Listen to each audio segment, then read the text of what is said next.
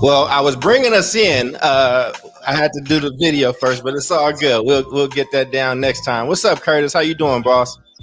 I'm good, bro. Happy to be here. It's Good Friday, and it's a good Friday. Oh man, that's what's up, man. Well, welcome to another episode of Educated and Dope. This is actually episode 1. Last week episode was episode 0, the prelude, and there was a reason why it was the prelude. So, Curtis, why don't you you had a family emergency, so, and we talked about it a little bit, so let folks know that missed it and then give us an update. No, I appreciate that, man. I come to this work as a family man, and so wife, 2 children, and a pet dog, and so like a lot of pet owners, our dog is part of our family. And about an hour before last week's show, I discovered my dog had been hit right in the middle of the street, and I found her there, blood coming out of her, and I was in shock. I never thought that ever happened to me or my dog, and brought her to the house. My children saw her. Pretty traumatic. Rushed her to the emergency room with swollen, everything, brain contusions, all that. But it's a week later. She's back with us. She's recovering. I just want to say thank you and to Mimi Dubs for stepping in, but also just being supportive. In this community, we have to understand that we all dealing with a lot of issues, personal and otherwise, and we can't forget that we come to this work with passion, with a heart, with intention, but also we come very compassionate for one another. That this work does not happen, in and of itself. We have people behind the scenes, people supporting us, and so I appreciate the support. Appreciate Mimi. She stepped in. Got people asking for where is the Curtis Valentine Mimi Dubs show, which could be coming. You know what I'm saying? We ain't creativity mode. But yeah, in the end, man, I just want to thank y'all for the support. And it's a demonstration of the love, man. It's like we don't come to this for profit or for fanfare, man. We come here for the love, and that's what happened, bro. Appreciate it. That's what's up, man. Well, I appreciate that, man. I'm glad you're back. I'm glad the dog is recovering. That was very, very sad, but we held it down. Again, Mimi held it down. She did an amazing job. I'm very, very proud of her. We went ghetto gold. One of the clips did 10,000. You know what I'm saying? So that was all Mimi. Love it. Love it. And that term, hey, go ahead and trademark that term, man. That ghetto gold, man. I got a ring to it, man.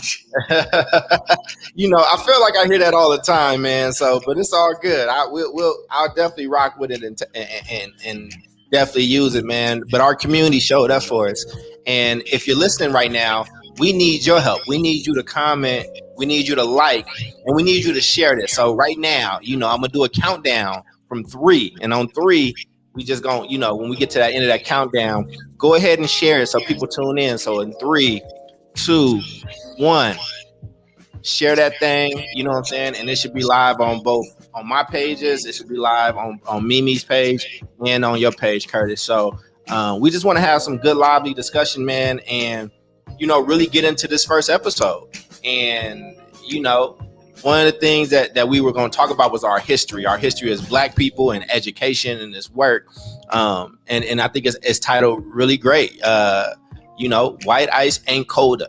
And so we can kind of go back and forth around this, but we're not going to give you a full history lesson, but as Curtis likes to say, you definitely should have a pen and paper nearby. We might drop some books, we might drop some people, and we'll try to capture as much as we can, but come ready for that thing. So Curtis, you can start wherever you want to start. What's something about our past that you think people should understand and know? I would say that, and this is sort of a way that we frame history, American history, Black American history, that, when they found us, we were already educated and we were already starting schools. And that's a narrative that we have to keep projecting out there, that the public education system in America was founded by Black people. The system of public education, the system of publicly educating mass numbers of people were founded by Black people. Self-education, the idea of betterment of just intellectual higher achievement were founded by Black people.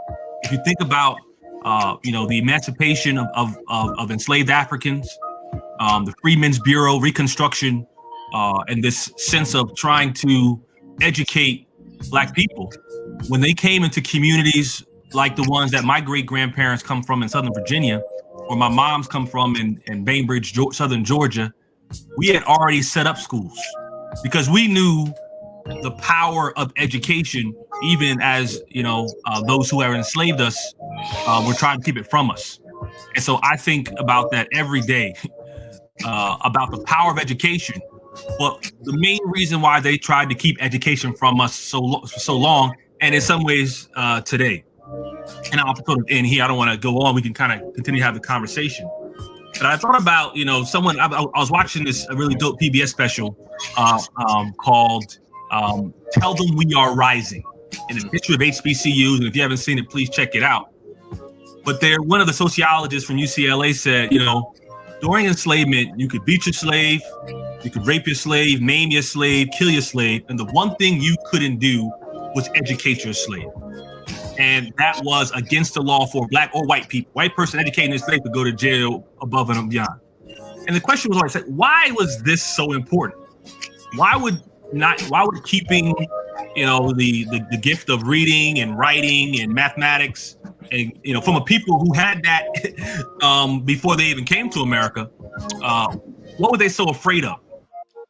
And something that was said was that if we give them the power to read, and they read books about foreign lands, about foreign places, it will be harder to subjugate them. Because if they read about a waterfall, they'll want to see a waterfall. If they read about a mountain, they'll want to see a mountain. And in a world where there were no fences around these plantations, they were enslaved mentally that this is the world that I am confined to. But if I discover foreign lands through reading and through my imagination, I will be harder to contain. And so even in 2021, the power of education is the power of imagination, the power to think beyond your own circumstance. And so when you educate somebody, you unleash level of imagination and creativity that is one that cannot be confined to your block, to your station, to the limits your family puts on you. And so we think about the controlling of people of color. And this goes back to the Miseducation of the Negro by Carter G. Woodson. If you control his thinking, you don't have to worry about his actions. You don't have to tell him to go to the back door. He will go to the back door without being told to.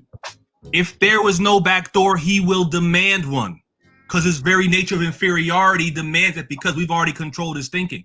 And so in 2021, we have to unpack these things. This idea of the history, where it is now, but also our own role in perpetuating and projecting out a lot of these narratives that have been put on us and have subjugated us for hundreds of years. And so I'm so excited about this conversation, because I believe the future, the roadmap to the future is really hidden in our path. And right now we're going to go and excavate that through this really dope, educated podcast. That's what's up. I think you need to say a few more dopes and educated. I like that. You know what I'm saying? But and I think that you touched on the piece, right? When Black folks, first off, our history does not start like at slavery, right? Like we were doing some amazing, wild stuff long before then. But even as we talk about, I tend to focus a lot on agency and Black people being able to defend themselves and be able to fight for what they need and what they want. So when you talk about agency, right? Like, I'll hear a lot of educators say, we can't teach these kids because they poor. It's too poor. Poverty is killing it. And we definitely need to get rid of poverty, but poverty is not going to be gone tomorrow. And so what I would even argue is, and I wrote about this, it's in my book, the Black church during times of enslavement, it's also been coined the invisible institution. And the reason why it's been coined the invisible institution is because there would be slave masters that would be stationed inside of that church while Black people were praising and doing whatever it was they needed to do. But they created sophisticated communication systems, and they put in codes to communicate even during sermons, right? So, regardless of if you have a religious affiliation or not, we have the religious spaces for Black people have always been plotting grounds. It's always been breeding grounds, whether it's Christian, whether it's Muslim, Jewish, whatever the case is, right? Like, we have always been really innovative. And the reason why agency means so much to me is because, and I said this with Mimi last week, and you were touching on this, the highest rate of growth of reading growth for Black people ever was directly after slavery. It was right. And this is when people had no money. They just had a little bit of dignity, and they took what they had and they scraped it together to build what is now a public education system. And a lot of folks don't know is that the Southern planter class did not want public education of any kind, not for their kids, not for anybody.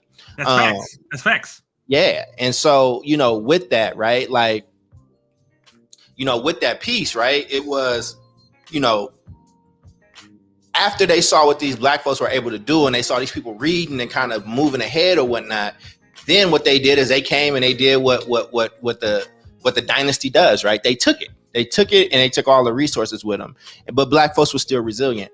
And so I think just understanding that piece is just really important. And, we don't have to live all the way back in the past. I'll even talk about just my influences, just from watching like the Black Panthers and learning about them. Education looks different in a lot of different ways. And there was a time before desegregation where we had Black schools with Black teachers, with men and women. A lot of men were teaching at that time. We had a community around those schools, and we were raising scholars. And when Brown versus Board hit, like a lot of policy, it did not do the thing that the Black folks involved were asking them to do. Brown versus Board is not one case. It's an amalgamation of a bunch of cases. And there were actually multiple decisions. It happened more than once.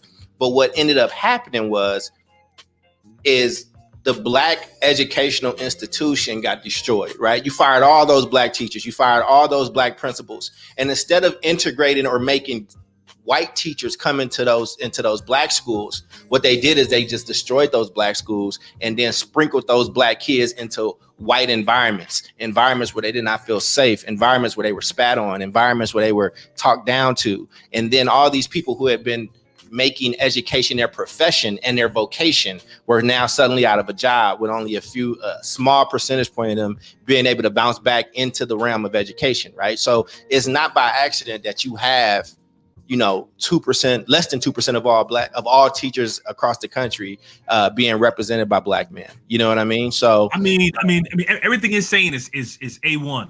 And this old saying, hey, watch for the hook. Watch for the hook. You know what? When it comes to us in social justice and fighting for rights that God had given us, I'm always like, watch for the response. Like when we take 2 steps forward, watch for that hook. And it happened in the last 4 years after Obama. It happened right after Brown v. Board, with the way that housing policy changed, with redlining and housing covenants. It happened after Reconstruction. If you go back to South Carolina in the late 1800s, there are more African Americans in the state legislature in South Carolina in 1890 than since then in aggregate in the last 100 years. And James Clyburn, if you go to his office in the Capitol, he has a picture of the South Carolina state legislature in like 1880 something. And they all Black, man. Mm-hmm. What happened after that? They like, hold on. Watch for the hook, bro. Watch for the response. Because when we make those movements, there's always an anticipation of that. And there's also a response. And so this gets into much deeper questions about the longevity of this. And it's a question somebody asked me the other day, man, that I think I want to unpack with you as well. And someone said, Curtis, do you ever think we'll see educational equity in public education in your lifetime? And I said, well, let me say 2 things. One, no matter what happens, I'm going to fight for that until they close the casket. I'm going to fight for that.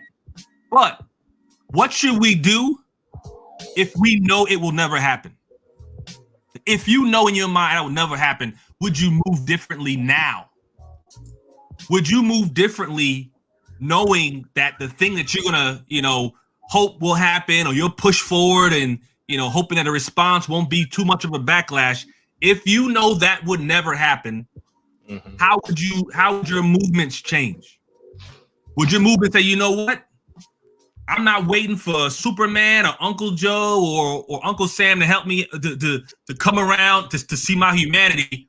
What would you do if I told you he would never come around to doing that? You would move differently.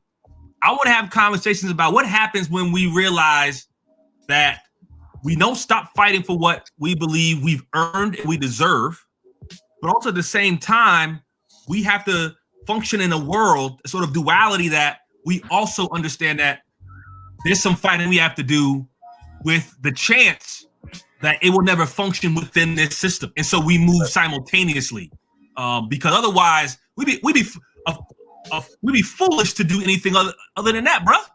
That's real talk right there. I mean, I think, and I one reason I'm really happy that we're doing this, right, is because, people that's listening, you are like witnessing a friendship kind of be built live in front of you. Like, Curtis and I are familiar with each other, fans of each other, but we didn't really get a chance to like kick it, hang out. We've seen each other in this city, that city, support it. But I think that is really dope that you all get to watch a relationship form in front of you. But I think that even talking about our history and why we kind of tack onto those things, I think it will help our listeners, especially the people that have come here because they know me and the people that have come here because they know you, is that I want the people that know me to get to know you a little bit better, and I want to learn this as well. So off this riff that we just did on history, who is Curtis? Like, how did Curtis get into education, and why is he doing education work? I'm genuinely curious.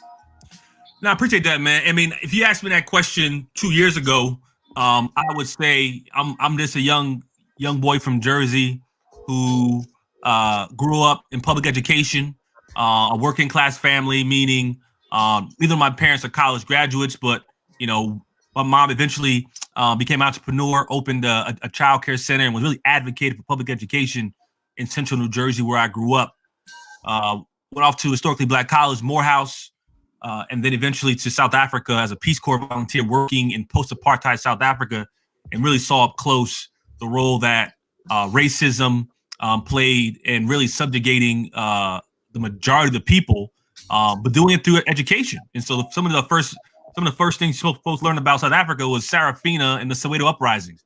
Those were children in South Africa who were demanding that they not be required to learn Afrikaans, which is the Dutch language. And so you look at movements around the world, students and education are always used as a weapon by the oppressor, but also liberation by the people. And so I come out of that tradition, eventually went off and got involved in education reform. We can talk about that. But if you ask me now, where it's come from, I say this is a 200-year journey to this point. And some people are like, "Oh, Kurt, 200 years, bro, you killing me." About a couple years ago, I was, here in where I live in the Maryland area, and I was invited to speak at a local Black History Month program here in Prince George's County. And someone said, "Curtis, I want you to come and bring greetings on behalf of the Board of Education." I sit on the Board of Education in Prince George's County, Maryland, the 20th largest school district in America, 130,000 kids, $2.7 billion budget. I've been on the school board for 8 years. So over the course of 8 years, I've approved, along with my colleagues, over $20 billion with a B dollars in education funding. And so I'm on a Sunday, I'm out here, I'm bringing greetings, but I'm hearing about this school that I'm sitting in. It's a refurbished school, a school that's been around for 100 years. It's vacant now, but it's been turned into a museum. And it was called the Rigsley Rosenwald School. And to me, Rigsley Rosenwald was just two names put together, didn't really mean much to me. And in that moment, I met the great grandson of Julius Rosenwald. Again, someone who didn't really mean much to me. Gonna find out he was a Jewish American who at the time was a very wealthy one who started Sears Roebuck and really ushered in the precursor to Amazon, which is mail order shopping in America. Made a lot of money, Jewish American without a college degree, working class, but met Booker T. Washington in Chicago. Took to him, Booker T. invited him to join the board of Tuskegee University. Together, they came together and created something called the Rosenwald Fund that opened over 5,000 schools from Texas all the way to Maryland. again, great story. I'm glad to hear. Wow, philanthropy, African American community coming together to build schools. Great. About a month or two later, I'm in Southern Virginia, about 3 hours south of here in Maryland, where my family's from. I'm a Valentine from Southern Virginia, Mecklenburg County. My family are landowners. And so, we've been a part of that community for hundreds of years. Come to find out that my great-grandparents opened up a Rosenwald school, a building that I had seen over 100 times, but I thought it was an old shed. And so from that point on, I realized that my great-grandparents were part of this Booker T. Washington, Julius Rosenwald story, where this school is when my grandfather learned how to go to, learn how to read. My dad's first cousins. My great uncle started a bus company that, was able to earn income from busing students back and forth to school and able to send 6 or 7 kids to college. And so I'm part of the history of Julius Rosenwald, Booker T. Washington, and thousands of African Americans opened their own school. And right now sit on the committee to create a national monument to those African Americans who started those 5,000 schools. And just recently is really proud that we passed legislation in Congress and was signed by President 45 before he left office to begin the process of creating a national monument. Because as we're talking about, taking down these racist Confederate monuments, we also got to talk about what we're going to put back up in their place and build up. And we have to highlight the history of education in this country and the men and women like my great-grandparents who helped start these 5,000 schools and ones that I think should be part of American history. So I'm a descendant of Rosenwald founders. I'm also a descendant of John Chavis. So John Chavis is someone's like, who John Chavis? Right now, Google John Chavis. John Chavis is the first Black person in America to ever attend a college. He attended Princeton University in the early 1800s and eventually moved back to northern North Carolina and became a minister, but originates from where I'm from, also Mecklenburg County, Virginia. That's on my grandmother's side. So I have family going back to the early 1800s who made history education. I got a great-grandfather and great-grandmother who started a school. And then last but not least, I'm also a relative of William Valentine. William Valentine, for those in the Jersey area, Philadelphia area, helped start something called the Bordentown School. Bordentown School, which is defunct now, was started in the late 1800s by the great-grandfather of Susan Rice. Some of y'all know in the Biden administration. It was the only all-Black public boarding school north of the Mason-Dixon. It was in Bordentown, New Jersey. It was self-encompassing, meaning it had students, did all the landscaping, did all the gardening, all the food, all of the everything. The teachers were from Harvard, Yale, Morehouse, Spelman, Howard, Morgan State. They were all African-American teachers, high school teachers. They were going off to the Army, going off to college, going off to trade school, and it was a boarding school. It was the only one. And so I'm a part of history, going back from John Chavis in the 1800s, Beverly and Martha Valentine in the 1920s, William Valentine from 1915 to 1954 in Bordentown, New Jersey. I did not choose education. Education chose me. That's what's up, man. I like that, brother. I definitely chose education. I definitely was like, you know what? But my story is a little interesting, man. So, there's some folks here that might know me. Born in Chicago, but I was born in 83 and my parents struggled, you know what I'm saying? And so I moved back and forth a lot between Chicago and Kentucky, where my maternal grandmother ended up living. Went back and forth. So just to give you an example, right, of how much moving it was, I was born in Chicago. My brother, the middle child, was born in Kentucky. My sister, the baby, was born in Chicago, went back to Kentucky, and we were never broken up. So it was just an unstable situation. And when she passed, we stayed in Paducah, Kentucky for a little bit, and then took a Greyhound to Oakland, to the Bay Area. And then I ended up going to a school in Hayward before I ended up at Lafayette Elementary School in West Oakland. I went to about, like I said, it's a double-digit number. I've counted to about 11 of it. And the interesting thing is that the school I went to, the elementary school Lafayette, is the exact same school that Huey P. Newton went to. And if we read Revolutionary Suicide, he starts that book critiquing the Oakland public schools. and basically kind of builds that. That's how one of the most popular books for any type of organizer, revolutionary, freedom fighter reads. And he starts off by talking about just how bad the Oakland public schools are. A funny thing that I did not know until I was an adult was where I was born. I'm from Maywood, Illinois. People just say Chicago, but it's a west suburb, actually. The same neighborhood that Fred Hampton is from. So just to kind of carve this up and make it make sense for people, in Maywood, you got a lot of people that came out of Maywood, this very, very small black suburb that used to be Italian. So there's always there's been this Italian black kind of tension there. But I was born there. My father, my mother, my aunts, my dad's sister and my mom were best friends. That's how my dad met my mother. And then all of them went to the same high school called Proviso East. Fred Hampton also went to that high school. My grandmother used to babysit Fred Hampton. And across the street from Fred Hampton's mother's house, like in that same area, is where Mamie Till lived. That's Emmett Till's mother. So like my great-grandmother, my grandmother, Fred Hampton's family, the Till family, and there's a bunch of other black folks. They just all knew each other. They just all were kind of there for each other. I didn't know that till I became an adult. So I have these kind of like underpinnings of like being connected to these Black Panthers, and a mentor and a friend of mine she was great, Elaine Brown. She's the only woman to ever lead the Black Panthers. She led the Black Panthers when Huey went to jail. We had met, and she was just really dope, and she just made really good time for me and was a good mentor. And the reason that you all have a book from Dr. Charles Cole III is because in not so PG-13 language, Elaine Brown told me to write a book. And when Elaine Brown tells you to do something, you do it. So a lot of the work that I do is kind of around the treatment that I received and being left out to the wolves. So I agree with you, Curtis. It is about trying to fight for equity, and it is about trying to bring people together. But I think I see it a little bit differently.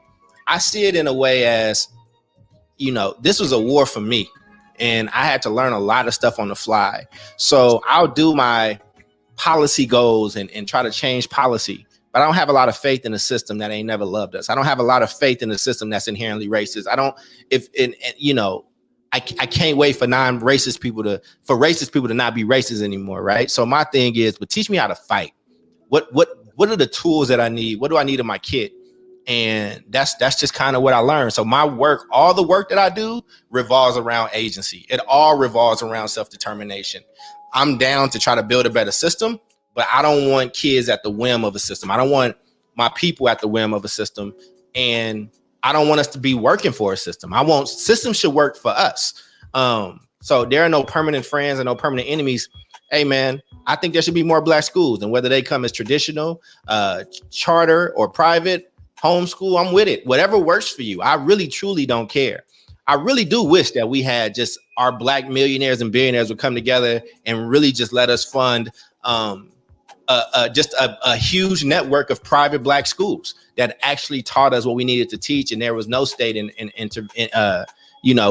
we could just do what we need to do for our people. So that's what I come from. I work in education, but I love basketball. I love playing basketball. I said this before. If I could be doing basketball every single day and in that world, I wouldn't have did education. I'm gonna just be real with you. I did the same reason I did social work, which I loved being a social worker, and I love the work that I do now. And that's why it's always tough, because as a social worker, being on a board at a hospital and doing education work, every one of these industries has a Black Black initiative, right? Like, we need more Black teachers, we need more Black doctors, and we need more Black social workers. And I think we do. I think we need all of that stuff.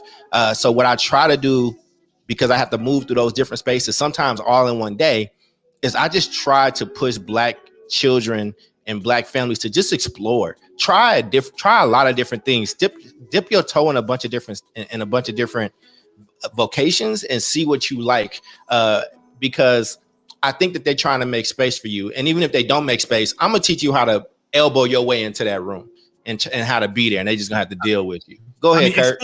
Exposure is key. And I think, you can't sit here, you can't come here conversation that happens is a play on that. Like, we don't want you to even see what's going on over here. And so this idea of, if we expose our young people to different sports, different music, different professions, different styles, different walks of life, what could possibly be? I mean, you all think about every friend we grew up with. And we all had those friends who we knew, had a grind, had a hustle, were smart, could really pick things up really well. But oftentimes it came down to what they envisioned for themselves because of what they were exposed to or what they sought or what they saw every day. And so I am really a function of what I was exposed to. I mean, actually going to an historically Black college like Morehouse and being exposed to amazing men and women at Spelman and others at Clark Atlanta and Morris Brown at the time, it really even leveled me up to the point where I was like, wow, I could be all these things and I could be myself. And then I go to South Africa and I'm here with people who are like, I marched with Mandela. I was with Mkhonto Wasizwe, the freedom arm of the ANC. My father was in Robben Island, and here I am. And this is our country now, democratically, elected president. And, again, I'm coming out like, wow, this is possible.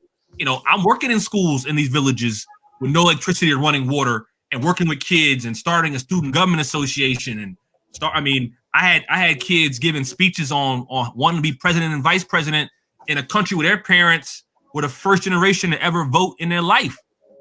Then I come back and then I moved to where I live now, Prince George's County, the DC metro area, Chocolate City, where I saw, where you have a person like Marion Barry, who really created the Black middle class in Washington, D.C., but also in Prince George's County, to him really putting his political life on the line and ensuring that there was, equity in contracts in the city. And the same thing happened in Atlanta with Maynard Jackson, a good Morehouse man. And so I'm exposed to amazing men and women who are saying, Curtis, stop limiting yourself. Here's what's possible. You have agency, and it's your responsibility to ensure that it's not just confined to you when it comes to this stuff. And then I look at my history of the people who came before me, and everything they were able to do was not a lot. And then the more I learned about Rosenwald more recently, is that even though he kind of becomes associated with a lot of these schools, but in the end, he did not put up the bulk of the money. It was sort of a try sort of model of 1/3, in some cases less than 1/3, coming from the Rosenwald Fund, 1/3 coming from the people in the community who donated, pennies, and churches, took offerings, and people donated wood and land and in-kind contributions of carpentry and all those things, and it came from local government. And so we think about 5,000 schools, all those schools really connected to historically Black colleges that right now people fight for in homecoming conversations, and they want to wear the hoodies and all that stuff. And then at the same time, not truly understand what it took for that to happen, for those schools to be created. Because to your point around Black private schools or whatever you want to call it, a lot of those schools started off as private schools. Morehouse College, Spelman College, they were all glorified private high schools that eventually graduated to where they are now. And so we will send our children to these schools, and we will graduate, and we will wear the nail-yet, and we will go to the homecoming, and we'll watch the movies. But we have to understand what it took to get here, and what folks were trying to keep from us by saying we want to, underfund them or make it harder to get into, and then unpack that and say, why would you work so hard? What is on the other side of this door that you're trying so hard to keep me from? I'm going to try to get through that door that much time. But I think your term about agency and the way it is, and also a word I want to push back. I want to ask you, but this is not a pushback. This is a question for you. Yeah. You just agentic. I'm like, bro, it just sounds dope. Yeah, man. Give me this agentic, bro. What is this, man? Yeah. Agentic, man, basically it means having agency. And what agency is understanding what you need, what quality is, knowing how to get it. And if it's not there, who should you be reaching out to get help from it on? So for instance, if I'm trying to build a house and I'm agentic around building a house, right? And I need to know if the wood I got is good. I need to know if the electricity is good and all that stuff. So I don't have to know all that stuff, but I need to be able to go find out who knows that, right? So in these schools, in education per se, for our community to be agentic, that means that we have to know if we're getting quality and know that we deserve better and know how to ask for it if we're not getting it and know how to pull triggers when we're not getting what we need to get, right? Understanding that we have power in that structure and knowing how to launch and utilize that power in a way to do it, right? So I work around being agentic. So even in running my company, I have to be very resourceful in how I do things and what I have. So I might reach out to a Curtis or a Mimi around something that I know I want to do, but I know that you better connected or have the things that you need. Agentic does not mean you do everything. It doesn't mean any of that stuff. And again, I say this all the time. The hardest part of my job ain't necessarily dealing with just the racist systems. It ain't just necessarily the lack of quality and things like that. The hardest part is making sure that is helping Black people understand they deserve better, is really making sure that they know that they deserve something better than what's happening there. So, you know, and which is rooted in racism and white supremacy and all that stuff, all that highfalutin technical stuff, right? I don't mean it in that way to be dismissive. The only reason that I've been doing this thing around, I've been calling language gentrified as of late. And the reason why I do that is because I live in a neighborhood that has a bunch of Black elders, that has, you know what I'm saying, like amazing folks that have lived for 80 years of their life. And if this new language don't include them or don't take their accounts into, you know, if they can't understand it, that's a problem for me, because you building up walls, not against white supremacy, but against your own people that kind of built and raised you, right? So when I talk about agency, that means that's our whole village. That's everybody. But I know that we had I'm going to transition into the questionnaire because I think it's a good segue into it.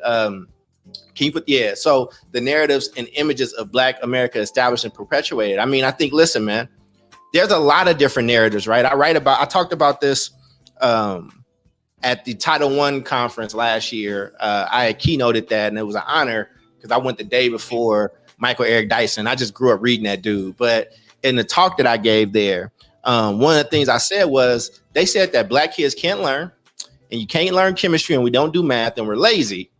But then the crack epidemic came around where people took cocaine and did a whole bunch of chemical magic and turned it into crack rock and sold it and made a lot of money economically. So which one is it? Are we these mastermind criminals who all of a sudden got planes and boats to get pure cocaine into the States and then learn how to flip it? Or are we these dumb, lazy Negroes that you called us or whatever, right? That's how narratives and images tend to get perpetuated. There's a story that runs from quote unquote trusted sources and it catches steam, and that's all we end up focusing on. And so, for instance, you know, Trump had this thing with the, you know, at the border where you got kids in cages and it was terrible. And the news covered that, right? And the cages were supposed to be gone, but the cage is not gone. But it's being covered in a very different way because it's Joe Biden. And here's the thing. I don't like Trump at all. Like, not even a little bit. Don't care too much for Joe Biden, even though that's who I voted for. But I do care about fucking kids in cages. And so, like, what is it that we stand on? And if it was so bad then, what has changed to where it's not that bad now? But that's how narratives kind of come about. The other thing was that we don't care about education. I worked in the school system. You know what I'm saying? I don't know which one you're talking about, El Michelle, but you can clarify. But I work in the education system, and I would hear the narrative that Black parents don't show up, that Black people don't care about education, and they would say it in different ways, right? They wouldn't just come out and say that.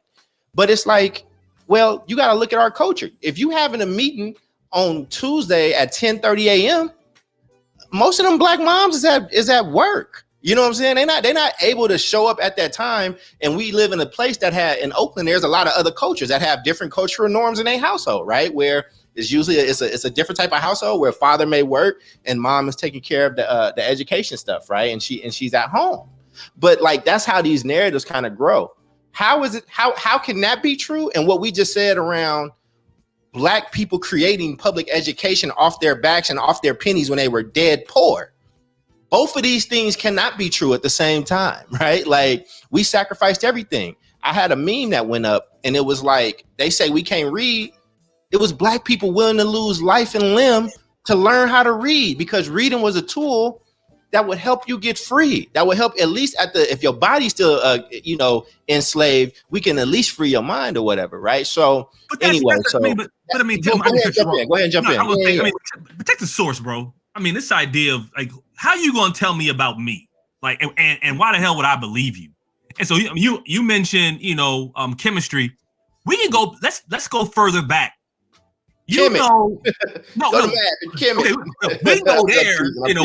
We can talk about the history of Pythagoras, and my closest friend studied Egyptian math. He's a professor now at Howard. But let's come back a little closer.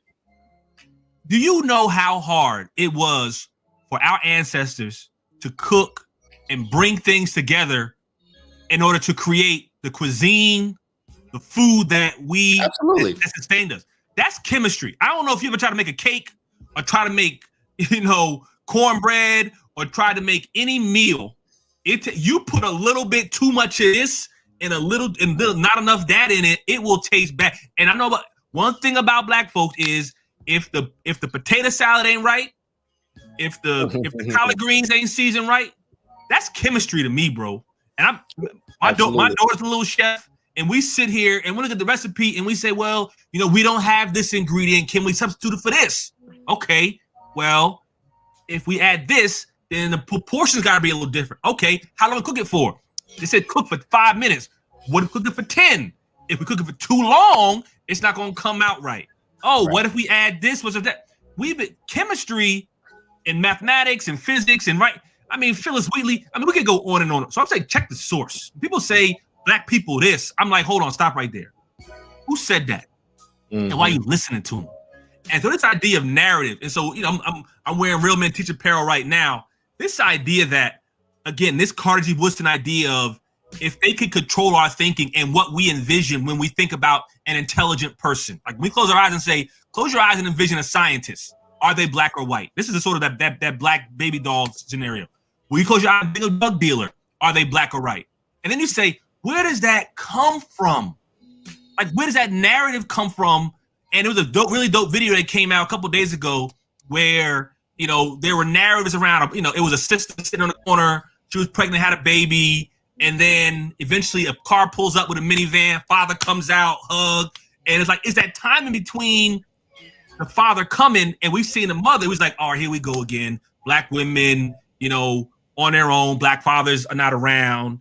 And it was a series of vignettes about that. And that was so powerful to me because in many ways, it's really my vision for Real Men Teach, which is this idea of let's be the source. Let's create our own narratives. Let our children close their eyes and see scientists and doctors and lawyers and educators and school founders and everything that the Black Wall Street and Greenwood and all these other places have already done. We don't have to create. We don't got to fabricate. We don't got to even imagine. We just got to learn our history and stop listening to the bull come from people trying to tell me who I am. Cat Williams, and y'all can feel about him how you want to feel about him, but he was, he's telling his little joke and said, somebody told me that why are you talking like this? You're making me feel bad. You're lowering my self-esteem. He said it's self-esteem. How am I gonna impact how you feel about yourself? Right. But here's the thing though, right? And this is why I think this is going to be an intriguing series. And this is why I'm glad y'all are tuning in because, listening to your lineage, right? And your history and knowing this and you can trace your history back.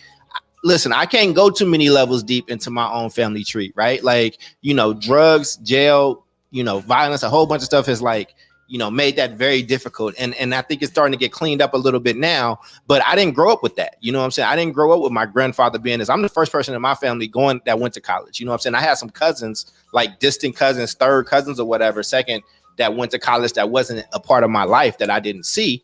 You know what I'm saying? And I grew up in an environment where, people will call it, toxic is the term now, but it was the jungle. It was a concrete jungle and you had to learn how to operate by concrete jungle rules. So that's what I come from. I didn't go to Morehouse, right? I went to the state school, and I played ball and basketball was my way out of stuff.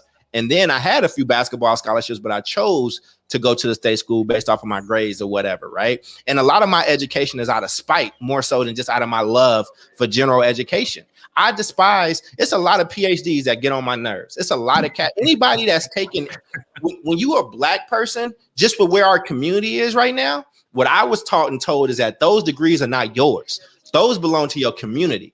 You know what I'm saying? So much so that when I was writing my dissertation, I had to fight with my university because I didn't want to write to the academy, right? Which is a whole bunch of white people. You know what I'm saying? I wanted to write to black moms like mine.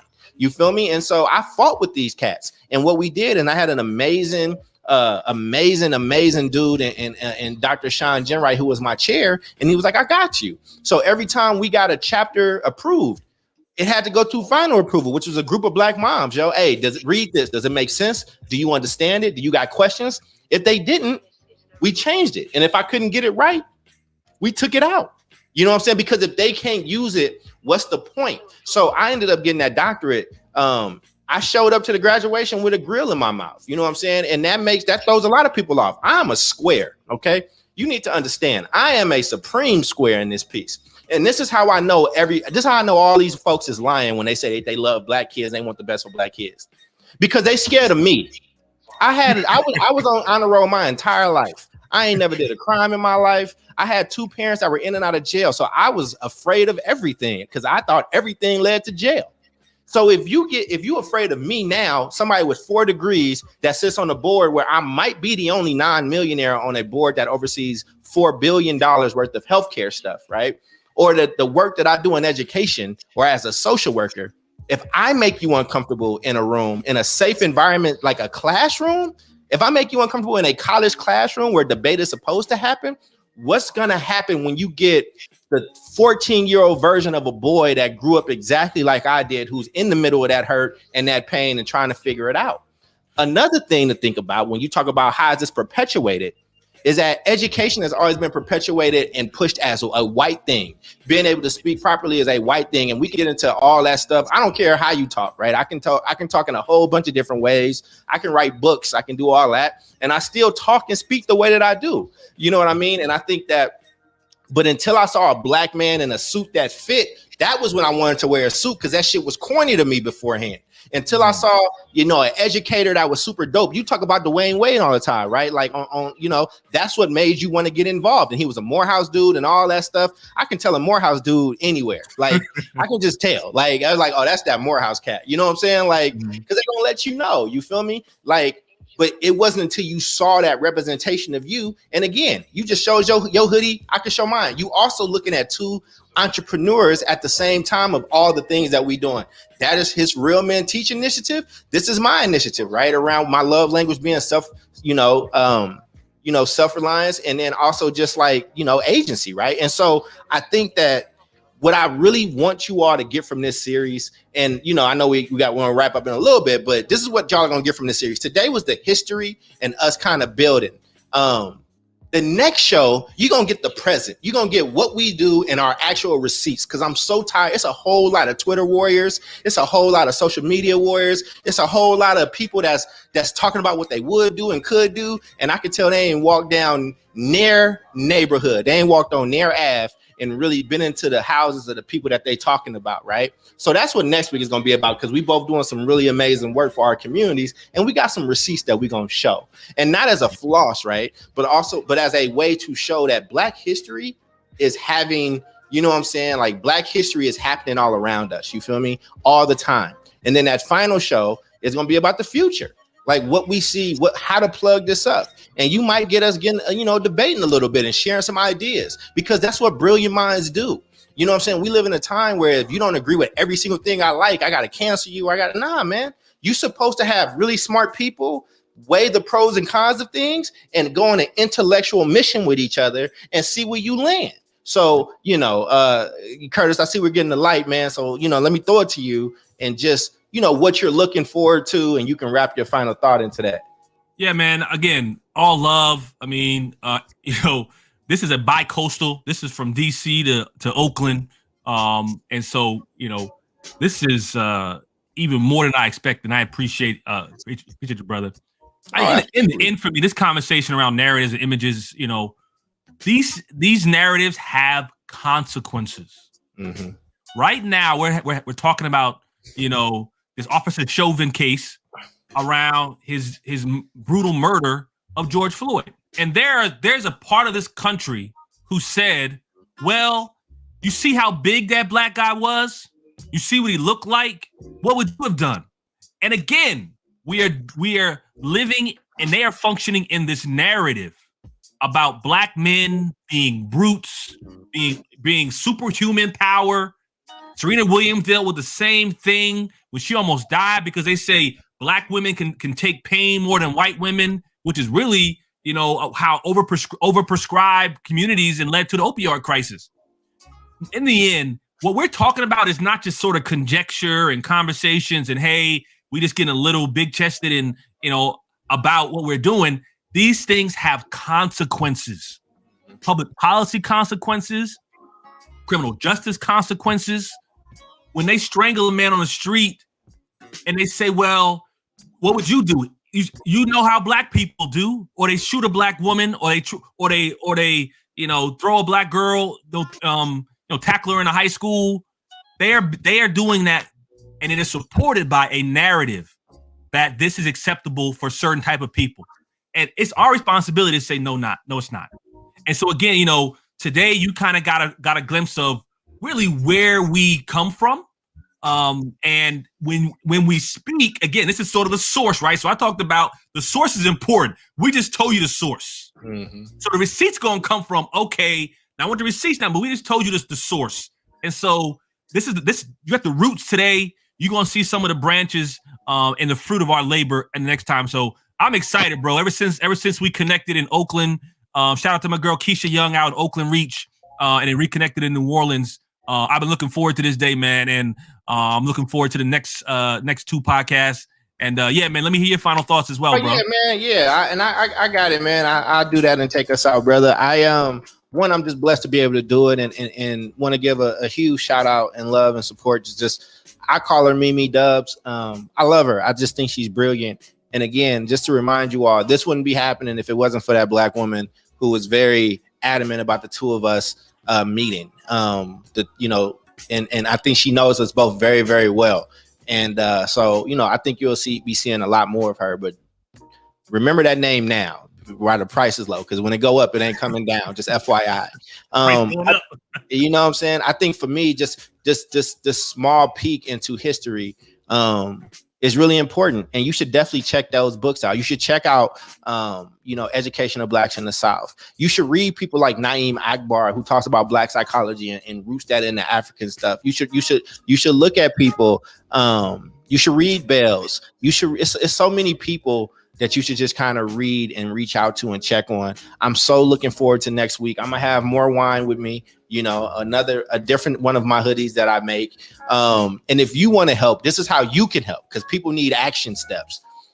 You can share this and share it with a comment. If you got favorite scenes from it, send me the time codes and I'll cut it as best as I can and make the clip out there, right? And you can share the clips. I want to make sure this gets exposed to the right amount of people. And if you want to get even more involved and get on our mailing list, Mimi has put together an incredible media package. If you DM me with your email address, I'll make sure that you get that our media package as well, that kind of gets that out there. We need you, right? That's all we spending is just our time and our energy with you all. So hopefully you like it. We just doing 3 episodes of this, but who knows, man? Maybe it goes a certain way and we end up doing some more, but that depends on you all. That depends on our community. So, with that being said, I'm going to close us out. I appreciate y'all. You have been listening to episode 1. Last week was episode 0. You've been listening to episode 1 of the Educated and Dope show. And we just so grateful and so happy to have you. And we will see you all next time. With that being said, Curtis, say bye to the people. Peace, love. See you, Adam. All right, y'all. We'll see y'all next time. Peace.